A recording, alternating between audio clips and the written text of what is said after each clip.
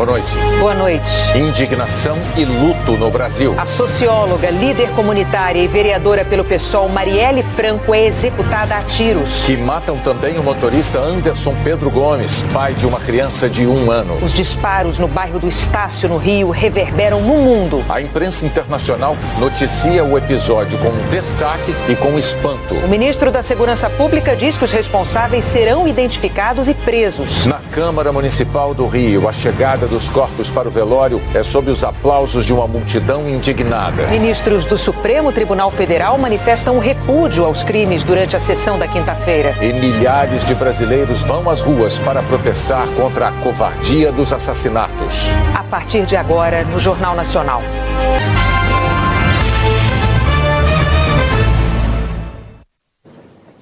Ao longo de toda esta quinta-feira, 15 de março, os brasileiros foram tomados por um sentimento de indignação de tal ordem que, no fim do dia, milhares de pessoas estavam nas ruas para deixar muito claro: os cidadãos de bem deste país exigem a investigação rápida e a punição exemplar dos assassinos da vereadora do PSOL, Marielle Franco, e do motorista Anderson Pedro Gomes, que dirigiu o carro em que ela estava ontem à noite, no centro do Rio de Janeiro. Por volta das 9 da noite, a vereadora, uma assessora dela e o motorista Anderson Pedro Gomes saíram do evento de carro e seguiram por quase 3 quilômetros. A polícia procura imagens de câmeras de segurança ao longo desse trajeto.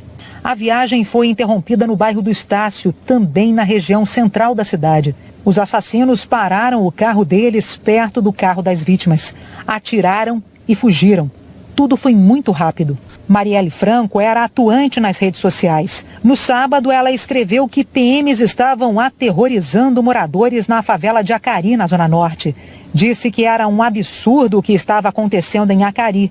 Chega de matarem nossos jovens. A vereadora também comentou a morte do jovem Matheus Melo, que foi assassinado na segunda-feira na favela do Jacarezinho, depois de sair da igreja. E postou um dia antes de ser morta: mais um homicídio que pode estar entrando na conta da PM. Quantos mais vão precisar morrer para que essa guerra acabe? Uma multidão foi se despedir de Marielle Franco na Câmara Municipal do Rio. A vereadora era reconhecida como defensora da igualdade de direitos e demonstrava orgulho da sua origem. Mulher negra, cria da maré, defensora dos direitos humanos. Era assim que Marielle se descrevia nas redes sociais. Era assim que ela vivia. Uma coisa é você morar, nascer, viver na favela, outra coisa é você reivindicar e usar desse lugar de favelada para estar fazendo política de outra maneira. Marielle Franco começou na militância política depois de perder uma amiga, vítima de bala perdida, num tiroteio entre policiais e traficantes na favela onde nasceu. Estudou com bolsa integral, era socióloga, mestre em administração. Vereadora pelo PSOL, Marielle tinha só 38 anos. A gente, mais uma vez, sendo vítima dessa violência, desse Estado, essa ausência de segurança que a gente tem. Tentaram calar, não só 46 mil votos, muito mais, né? Várias mulheres negras, foi um ato covarde. Essa é a última imagem dela pouco antes de ser assassinada. Participou de uma roda de conversa com mulheres negras, na Lapa, centro do Rio. Marielle Franco tinha uma filha de 20 anos. Ela deixou uma mensagem numa rede social: mataram minha mãe e mais 46 mil eleitores. Nós seremos resistência porque você foi luta. Te amo. O motorista Anderson Pedro Gomes era casado, pai de um menino de 1 ano de idade. No IML, a hora de enfrentar um duro momento, reconhecer o corpo da pessoa que se ama, saber que ela não vai estar mais presente ali do lado. A dor, com certeza, no momento é maior. É claro que a revolta eu sinto, mas também acaba que a gente já está imerso nisso, né? A gente acabou se acostumando. No final das contas é mais um, é uma frase clichê, mas é isso. E acaba que não sou só eu, né? São várias pessoas, então a revolta acaba ficando meio para trás, porque a dor é muito maior do que perder tempo se revoltando com alguma coisa. 39 anos, motorista de Uber. Ele trabalhava há 2 meses para a vereadora Marielle Franco em substituição ao motorista oficial da parlamentar que se acidentou. Era um bico. um dinheiro extra que ele ganhava para dar uma vida melhor para a mulher, Ágata, e para o filho, Arthur, de 1 ano de idade. Nosso filho nasceu com uma má formação e nós passamos vários percalços com o Arthur, então as coisas fizeram com que a gente também ficasse mais agarrado. Ele era um pai super amoroso, nós passamos uma barra juntos e ele sempre ali do lado, louco pelo filho. E é difícil até pensar como é que vai ser ficar sem ele e explicar isso para uma criança, fazer a criança ter uma memória do pai, é simplesmente horrível. Grupos de defesa dos direitos humanos se manifestaram e a imprensa mundial noticiou com espanto o assassinato de Marielle Franco. Na imprensa americana, jornais como o The Washington Post e a rede ABC publicaram reportagens sobre o assassinato de Marielle. O The Post e a ABC afirmaram que ela havia acusado policiais de serem agressivos em buscas nas favelas. O New York Times destacou que a vereadora era crítica da polícia e que o crime abalou o Brasil. O texto diz que muitas mortes ficam impunes no país. O jornal britânico The Guardian deu destaque às críticas de Marielle à atuação da polícia e à intervenção e disse que ela foi a mulher negra que desafiou a política no Rio ao se eleger como a 5ª vereadora mais votada. A rede inglesa BBC destacou a militância de Marielle e também a reação indignada da sociedade brasileira a esse crime. A agência de notícia alemã Deutsche Welle disse que os investigadores acreditam em execução e que Marielle vinha responsabilizando a PM pela morte de jovens no Rio. O site da TV francesa TV5 destacou os protestos e escreveu: emoção e raiva no Rio após o assassinato da vereadora. No Parlamento Europeu, deputados do bloco de esquerda protestaram contra o assassinato, usando cartazes que diziam Marielle presente hoje e sempre. Eles enviaram uma carta à Comissão Europeia pedindo a suspensão imediata das negociações para o acordo de livre comércio do bloco com o Mercosul, do qual o Brasil faz parte, e exigindo do governo brasileiro uma investigação independente, rápida e profunda. Grupos de defesa dos direitos humanos também se manifestaram. A Anistia Internacional disse que o caso é gravíssimo e pediu uma investigação imediata e rigorosa. O Alto Comissariado da ONU para Direitos Humanos classificou o assassinato como profundamente chocante e cobrou que a investigação seja minuciosa, transparente e independente para que possa ser vista com credibilidade. Daniel Wilkinson, diretor para as Américas do Human Rights Watch, disse que a investigação tem que identificar e punir os culpados.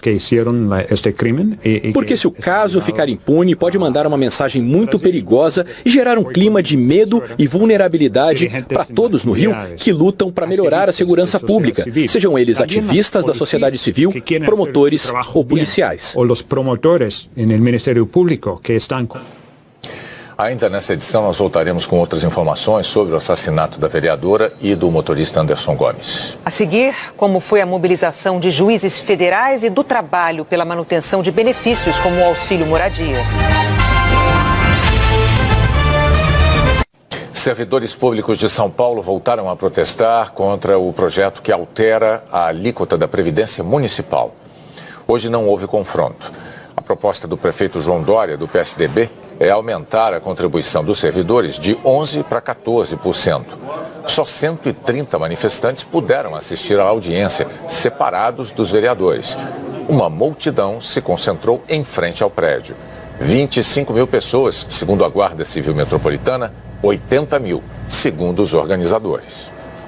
Em 17 estados e no Distrito Federal, juízes federais e da Justiça Federal do Trabalho fizeram desta quinta-feira um dia de mobilização pela manutenção do auxílio moradia e pela recomposição salarial para a categoria.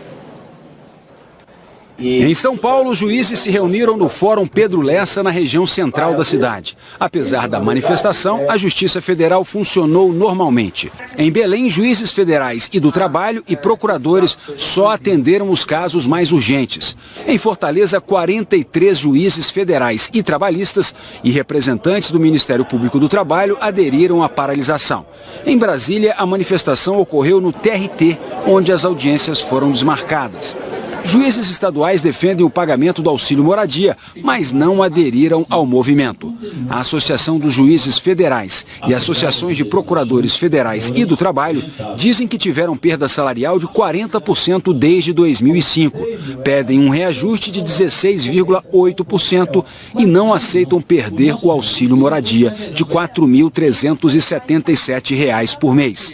Alegam que há um movimento para enfraquecer o judiciário na briga contra a corrupção. Estamos fazendo esse ato como um direito não só constitucional de resistir, de protestar e de denunciar, mas um direito natural mesmo que nós temos de realizar esse protesto e de esclarecimento e de alerta à população.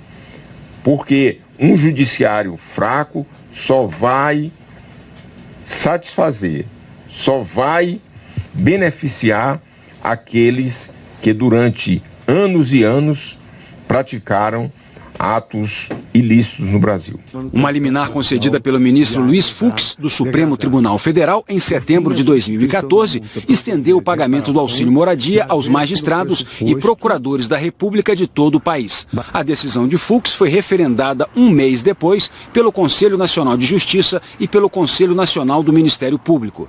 O Conselho dos Presidentes dos Tribunais de Justiça se manifestou em nota contra o movimento. Afirmou que considera inadmissível pressionar ministros da Suprema Corte com paralisação de atividade essencial à sociedade. No próximo dia 22, o plenário do Supremo deve decidir se mantém ou suspende o pagamento do auxílio moradia. Hoje só não recebem o benefício juízes e procuradores da República que ocupam imóvel funcional. O Supremo Tribunal Federal derrubou a imposição de um limite de 15% do dinheiro do fundo partidário para campanhas de candidatas. Esse limite tinha sido estabelecido na mini-reforma eleitoral de 2015. Com a decisão, o limite segue a mesma proporção para candidatos, homens e mulheres. O relator da ação, ministro Edson Fachin, disse que não existe justificativa razoável para discriminar mulheres na política. O relator da Lava Jato, na segunda instância, o desembargador João Pedro Gebran Neto, decidiu que a defesa do ex-presidente Lula será notificada até 2 dias antes do julgamento dos embargos de declaração no caso do triplex de Guarujá. Nesta ação, Lula foi condenado a 12 anos e 1 mês de prisão por corrupção e lavagem de dinheiro. Os advogados do ex-presidente Lula queriam ser notificados com até 5 dias de antecedência. Bom, agora é hora da previsão do tempo e hoje está de volta ao Jornal Nacional Maria Júlia Coutinho, depois de um problema de conjuntivite. Maju, o dia é triste, mas é bom tê-la de volta. Bem-vinda. Obrigada, Bonner. Dia triste mesmo. Boa noite para você, para Renata e para todos. Olha só, nas próximas horas pode chover em áreas de São Paulo, incluindo a região metropolitana, por causa de uma frente fria que começou sua andança hoje. Olha só os 3 tempos dessa frente fria. Pela manhã ela estava no sul do país, agora à noite entrou aqui no estado de São Paulo, onde deve continuar se deslocando, e amanhã à noite promete desembarcar no Rio de Janeiro. E por onde passar deve provocar chuva. A aniversariante São Sebastião pode comemorar aí os 382 anos debaixo de muita água. Em Curitiba pode chover forte a partir da tarde, máxima de 26 graus por lá. São Paulo e Rio devem acordar e dormir com a chuva, 33 graus no Rio de Janeiro. Aliás, na maior parte do país é o padrão verão que continua dominando, ou seja, as pancadas que jamais devem ser menosprezadas, pois podem chegar com força em um ponto ou em outro. Em Rio Branco, além de forte, a chuva pode ser volumosa, 30 graus de máxima lá, que é a mesma máxima de Brasília, onde tem previsão de pancada à tarde, assim como em São Luís. Agora, para saber onde tem sol o dia todo, a gente segue aqui a cor amarela, em grande parte do Rio Grande do Sul, pedaço de Santa Catarina, norte de Minas, pedação do Nordeste e também de Roraima. 28 graus lá em Porto Alegre, 32 em Aracaju e 34 em Boa Vista e sol em todas estas capitais. Bonner. Obrigado, Maju. Até amanhã. Até amanhã. Daqui a pouco você vai ter as últimas informações sobre a investigação do assassinato da vereadora Marielle Franco e do motorista Anderson Gomes. E a seguir, a Rússia responde às sanções anunciadas pelo Reino Unido. Donald Trump se gaba de ter enganado o primeiro-ministro do Canadá. presidente dos Estados Unidos, Donald Trump, se gabou de ter inventado dados estatísticos sobre comércio numa conversa com o primeiro-ministro do Canadá. Donald Trump descreveu a conversa com Justin Trudeau durante um jantar ontem no Missouri. O áudio desse encontro, a portas fechadas, vazou. Trump contou que disse a Trudeau que o Canadá leva vantagem sobre os Estados Unidos na balança comercial. Ele disse também que o primeiro-ministro canadense corrigiu a informação, mas ele, Trump, insistiu e explicou para quem estava no jantar: eu nem sabia, não tinha ideia, mas eu disse a Trudeau de qualquer forma, você está errado. Dados oficiais do próprio governo americano mostram que o primeiro-ministro canadense está correto. O Canadá exporta menos para os Estados Unidos do que importa do parceiro americano. Trump voltou a insistir hoje que os Estados Unidos têm um déficit com o Canadá e com quase todos os outros países. Para Donald Trump, o mais importante é passar para o eleitor americano a impressão de que ele está cumprindo a promessa de campanha de reduzir o enorme déficit na balança comercial. Foi com esse objetivo que ele decidiu impor tarifas sobre a importação de aço e de alumínio. O embaixador do Brasil em Washington lembrou que a balança comercial de bens e serviços entre os dois países é amplamente favorável aos Estados Unidos e disse que o Brasil está tentando ficar isento das tarifas. Como negociar com um presidente americano que não se importa com números corretos? Eu sei que tanto o Ministério do Comércio quanto o representante de negociações comerciais conhecem esses números muito bem. Portanto, eu espero que eles transmitam esses números para o presidente Trump e espero, sobretudo, que isso não aconteça. O governo Trump impôs sanções contra a Rússia pela interferência na última eleição presidencial americana. 19 pessoas e 5 organizações estão proibidas de fazer qualquer transação com empresas e indivíduos dos Estados Unidos. São as medidas mais fortes do governo Trump contra a Rússia, mas tanto políticos da oposição quanto do partido do presidente consideraram insuficientes. Já as medidas impostas pelo Reino Unido contra a Rússia depois do envenenamento de um ex-espião ecoaram pelo mundo e os russos prometeram retaliação. França, Alemanha e Estados Unidos declararam apoio ao Reino Unido e convocaram a Rússia a responder todas as questões relativas ao ataque em Salisbury. Os 4 países classificaram o envenenamento do ex-espião russo Sergei Skripal e da filha dele em solo britânico como uma clara violação da Convenção de Armas Químicas. O secretário de Segurança do Reino Unido abandonou a diplomacia. Gavin Williamson disse para os russos calarem a boca e irem embora da Grã-Bretanha. O Ministério das Relações Exteriores russo afirma ter pedido mais de uma vez amostras da substância responsável pelo envenenamento para ajudar nas investigações. Segundo os russos, ao se recusar a fazer isso, a Grã-Bretanha é que estaria descumprindo a Convenção Internacional de Armas Químicas. Aqui em Moscou, a linha de defesa mais comum entre os russos é de que o Novichok jamais foi produzido dentro do país. Os russos alegam que a substância poderia ser produzida por qualquer país, já que a fórmula é de conhecimento público, desde que os laboratórios que fabricaram pela primeira vez foram desativados. O Conselho de Segurança do presidente Vladimir Putin expressou preocupação com o que chamou de posição destrutiva e provocativa dos britânicos. O ministro das Relações Exteriores, Sergei Lavrov, disse que a Rússia pretende retaliar os britânicos após a expulsão de 23 diplomatas russos da Grã-Bretanha.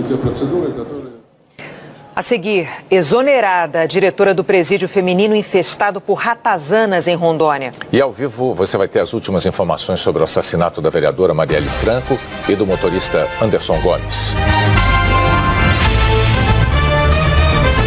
O governo de Rondônia exonerou hoje a diretora do presídio feminino de Porto Velho. Ontem o Jornal Nacional mostrou que a penitenciária está infestada de ratos. No fim da tarde, a Secretaria Estadual de Justiça acatou a determinação da Vara de Execuções Penais de Rondônia e começou a transferir as 130 detentas para o novo presídio feminino de Porto Velho. As obras do prédio estão praticamente concluídas. Vou falar agora do assassinato da vereadora Marielle Franco e do motorista Anderson Pedro Gomes, um crime que acabou provocando indignação no Brasil inteiro e a gente viu no mundo também. A repórter Tatiana Nascimento traz ao vivo as informações da Delegacia de Homicídios do Rio. Tatiana. Boa noite, Bonner. Boa noite, Renata. A segunda testemunha que prestou depoimento aqui na divisão de homicídios, além da assessora da vereadora, foi uma pessoa que estava na rua e viu toda a ação, mas os delegados não deram detalhes. O Disque Denúncia recebeu 10 ligações com informações sobre a morte de Marielle Franco.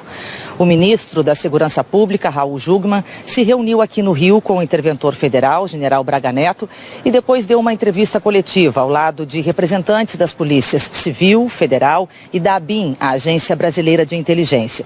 Ele disse que todos os órgãos, inclusive as Forças Armadas, estão empenhados na solução desse caso, mas que a investigação tem o comando da Polícia Civil. Ele disse ainda que os responsáveis vão ser punidos, independentemente do tempo ou dos custos que essa investigação demandar. Renata, Bonner. Outras informações sobre a execução da vereadora Marielle Franco e do motorista Anderson Gomes no Jornal da Globo. Até amanhã. Até amanhã.